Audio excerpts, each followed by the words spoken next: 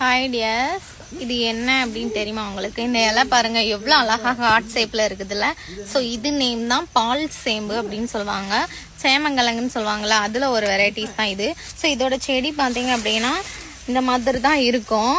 ஆனால் கீழே இதோட வேர்களில் தான் அந்த காய் வந்து இருக்கும், அந்த சேமக்கிழங்கு வந்து இருக்கும்.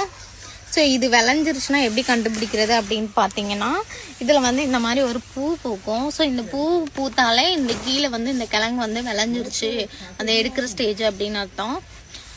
ஸோ இந்த பிளேஸ் பாருங்கள் எவ்வளோ சூப்பராக இருக்குதுன்னு பாருங்கள்.